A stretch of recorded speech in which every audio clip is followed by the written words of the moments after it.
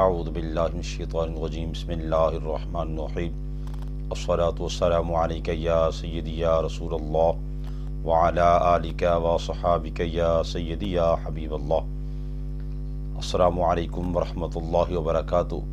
ناظرین، زندہ باد اسلام چینل سے علامہ اللہ رفیع الدین نعیمی آپ کی خدمت میں حاضر ہے۔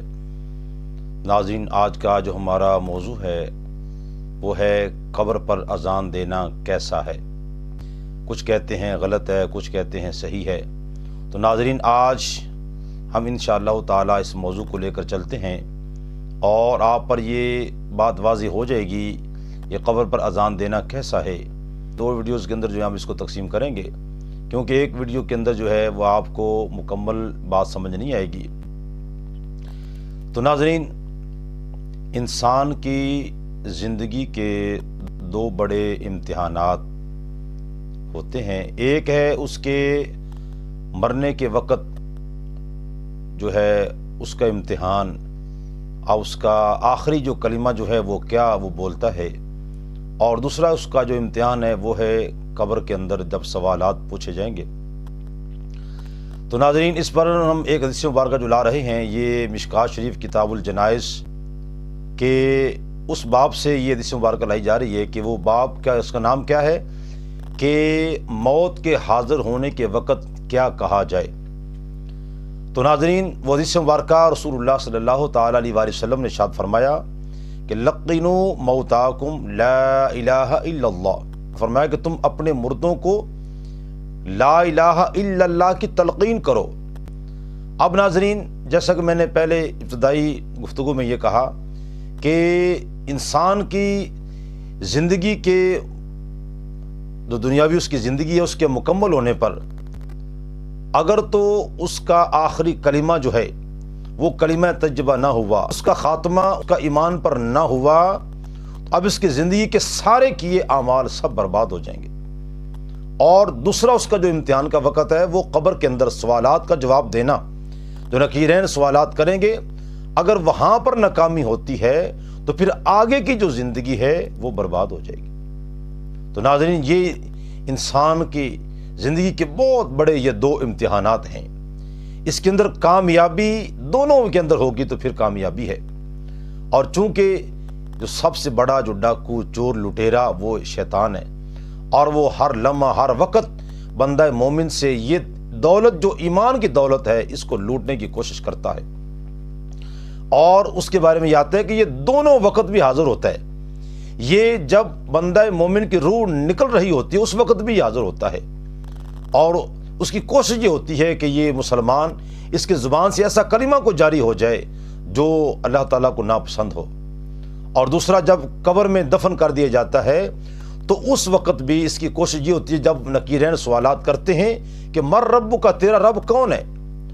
اس وقت بھی یہ جناب وہاں پہ حاضر ہوتا ہے، اور وہ وہاں پر یہ کہتا ہے کہ جناب تم میری طرف اشارہ کر دو، میں تیرا رب ہوں، میں تجھے بچا لوں گا۔ تو یہ دونوں وقت بڑے ہی انتہائی امتحان کے وقت ہیں۔ اور تو اب زندوں کو چاہیے کہ دونوں وقت میں بندہ مومن کی امداد کریں۔ جب اس کی روح نکلنے والی حدیث مبارکہ کے مطابق اب لقنوا موتاکم، تم اپنے مردوں کو کلمہ کی تلقین کرو،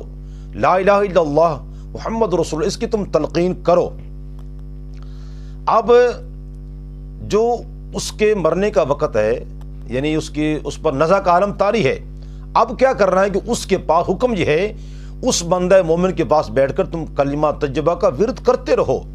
کلمہ شہادت پڑھتے رہو، لا الہ الا اللہ محمد الرسول اللہ، یہ بار بار پڑھتے رہو، لیکن اس بندے کو کہنا نہیں ہے، جس پر نزع کا عالم طاری ہے، اس کو کہنا نہیں ہے، بس اب صرف بولتے جانا ہے، بس بولتے جانا ہے۔ اور یا کلمہ شہادت پڑھتے رہے، اشہد ان لا الہ الا اللہ واشہد ان محمد عبدہ ورسولہ، یہ کلمہ شہادت پڑھتے رہیں۔ اگر اس کی زبان پر یہ کلمہ طیبہ جاری ہو جاتا ہے، کلمہ شہادت جاری ہو جاتا ہے، اس کے بعد آپ خاموش ہو جائیں، پھر دوبارہ اور کوئی گفتگو نہیں کرنی۔ اگر پھر وہ کوئی بات کر لیتے تو پھر آپ کلمہ طیبہ پڑھیں تاکہ اس کی زبان پر جاری ہو جائے، اس کو کہنا نہیں ہے، اس لیے جس تکلیف سے گزر رہا ہے ہو سکتا ہے کہ اس تکلیف میں جناب وہ انکار کر دے، اس کو کہنا نہیں ہے، بس آپ پڑھتے ہی رہنا ہے، جب اس کی زبان پر کلمہ جاری ہو جائے تو پھر آپ خاموش ہو جائیں۔ اور دوسرا جو ہے چونکہ حدیث مبارکہ کے دو اس کے معنی، ایک حقیقی معنی ایک مجازی معنی۔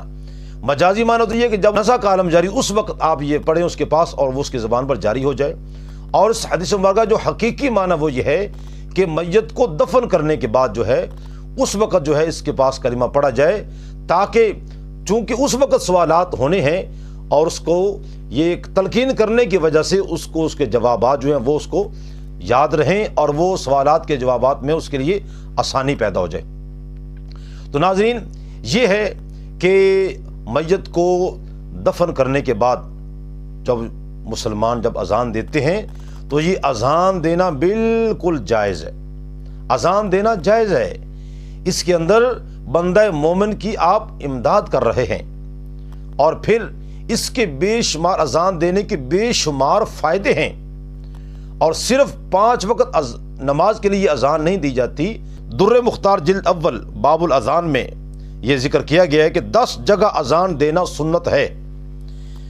تو وہ کون کون سی جگہ ہیں؟ 10 آپ نے سماعت کرنی ہے، اس کو یاد رکھنا ہے کہ 5 وقت نماز کے لیے اذان دینا، بچے کے کان میں اذان دینا، نمبر 3 آگ جب لگ گئی کس جگہ پر تو اس وقت اذان دینا، نمبر 4 جو جنگ کے وقت اذان دینا، نمبر 5 مسافر